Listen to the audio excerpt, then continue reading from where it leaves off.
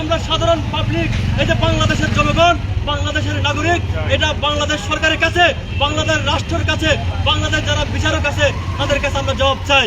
বিচারহীন বাংলাদেশের নীরব আর্তনাদ শীর্ষক মানববন্ধন ও প্রতিবাদ কর্মসূচি সাধারণ ছাত্র জনতা বাঁশখালীর উদ্যোগে উপজেলা পরিষদ চত্বরে অনুষ্ঠিত হয়েছে। দেশের সাম্প্রতিক শিশু ধর্ষণ, শিশু হত্যা এবং বিভিন্ন নির্মম হত্যাকাণ্ডের প্রতিবাদে আয়োজিত এই কর্মসূচিতে বিভিন্ন শ্রেণী পেশার মানুষ অংশগ্রহণ করেন। মানববন্ধনে বক্তারা বলেন, দেশের নীতি নৈতিকতার অবক্ষয়, মানবিক মূল্যবোধের সংকট এবং বিচারহীনতার সংস্কৃতি অপরাধীদের আরও বেপরোয়া করে তুলছে।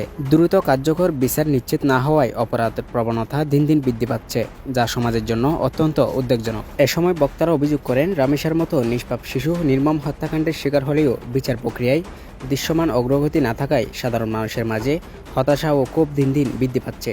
তারা অবিলম্বে দ্রুত, স্বচ্ছ, কার্যকর ও দৃষ্টান্তমূলক বিচার নিশ্চিত করার দাবি জানান। কর্মসূচিতে বক্তব্য রাখেন সাধারণ ছাত্র জনতা বাঁশখালীর আহ্বায়ক কমিটির সদস্য SM আব্বাস খান, মাওলানা এমদাদুল্লাহ, এনসিপির সদস্য মোহাম্মদ আলী, কাজী শাহাবুদ্দিন সহ আরও অনেকে।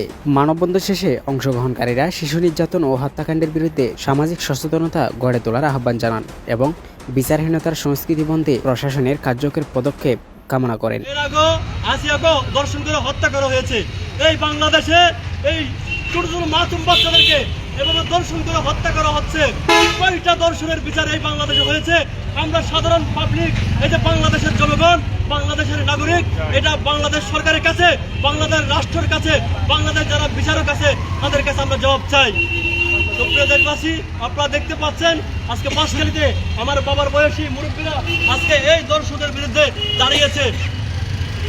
আমি এই সরকারের কাছে অনুরোধ করব, এবং এই যে দর্শক তাকে গ্রেফতার করা হয়েছে এবং যারা বিচারবিহীন প্রধান বিচারপতি যারা যে আছেন, আমি তার কাছে অনুরোধ করব, এই রামেশ হত্যার বিচার আগামী 1 সপ্তাহের মধ্যে তার রায় দিয়ে প্রকাশ্য তাকে মৃত্যুদণ্ড ঘোষণা করতে হবে।